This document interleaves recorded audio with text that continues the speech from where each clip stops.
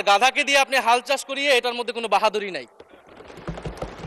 এটা আপনাদের দেউলিয়ত্ব, সরকারের দেউলিয়ত্ব যে সরকার এখনো রাষ্ট্রপতি পরিবর্তন করতে পারছে না। মাননীয় স্পিকার, রাষ্ট্রপতির বক্তব্য আমি শুনিও নাই, পড়িও নাই, এবং সেই বক্তব্য দেওয়ার সুযোগ করে দেওয়াকে আমরা প্রত্যাখ্যান জানিয়েছিলাম। আমরা খুব স্পষ্টভাবে বলেছিলাম যে এই রাষ্ট্রপতি অপসারণ প্রয়োজন, তাকে গ্রেফতার করা প্রয়োজন। এই রাষ্ট্রপতির আর কোনো অধিকার নেই বঙ্গভবনে থাকার, এইখানে এসে বক্তব্য দেওয়ার। প্রেসিডেন্ট শাহাবুদ্দিন চুপ্পু, তার কিছু কুকীর্তির কথা মাননীয় স্পিকার হাউসের সামনে তুলে ধরছি। তিনি দুদকের কমিশনার ছিলেন। তাকে দুদকের কমিশনারের করা হয়েছিল 3টি অ্যাসাইনমেন্ট দিয়ে। 1 নম্বর হচ্ছে খালেদা জিয়া এবং তারেক রহমানের বিরুদ্ধে দুর্নীতির অভিযোগের শাস্তি নিশ্চিত করা।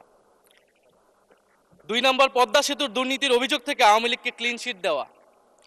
3 নম্বর ফখরুদ্দিন মঈনুদ্দিন সরকারের সময় শেখ হাসিনা সহ আওয়ামী লীগ নেতাদের বিরুদ্ধে হওয়া দুর্নীতির মামলাগুলোকে বাতিল করে দেওয়া। এমন একজন ব্যক্তিকে বিএনপি সরকার রাষ্ট্রপতি হিসেবে এখনো মেনে নিচ্ছে মাননীয় স্পিকার। আরেকটি ঘটনা বলি, 2009 সালে শেখ হাসিনার ক্যাঙ্গারু আদালতের নির্দেশে এই শাহাবুদ্দিন চুপ্পুর নেতৃত্বে 3 সদস্যের judicial inquiry commission on minority torture in 2001 করেছিল শেখ হাসিনার ক্যাঙ্গারু কোর্ট। এই প্রতিবেদন অনুসারে বিএনপির 26,000 বিএনপির নেতাকর্মীকে 2001 সালে ক্ষমতায় এসে কয়েক হাজার হিন্দুকে তারা হত্যা করেছে, এজন্য দায়ী করা হয়েছিল মাননীয় স্পিকার। এবং আওয়ামী লীগ এই রিপোর্ট দেশে বিদেশে এই রিপোর্ট ফেরি করে তারা নিজেদের এখানে ক্ষমতায় থাকাটাকে পাকাপোক্ত করেছিল। মাননীয় স্পিকার, এই রাষ্ট্রপতি চুপ্পু এস আলমের হাতে ইসলামী ব্যাংকে তুলে দেওয়ার কারিগর, 2 কোটি আমানতকারীকে পথে বসিয়েছিল।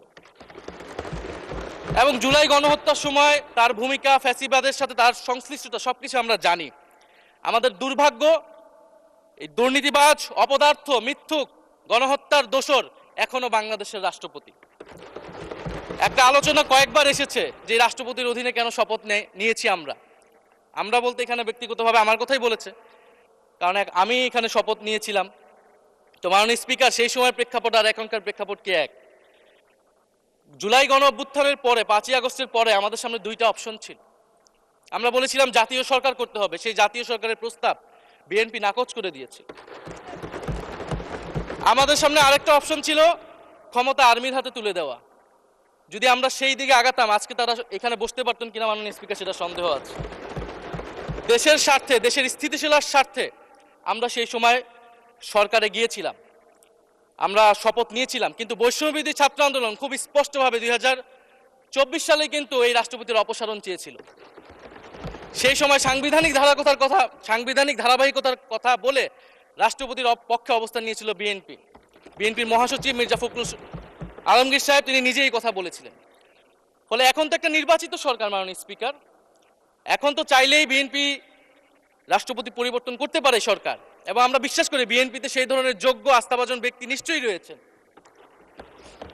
এবং সরকার দলের সদস্যরা অনেকে গৌরবের সাথে বলেছেন যে যেই রাষ্ট্রপতি জিয়াউর রহমানের বিরোধিতা করেছেন, সেই রাষ্ট্রপতি এখন জিয়াউর রহমানের প্রশংসা করছে। মাননীয় স্পিকার,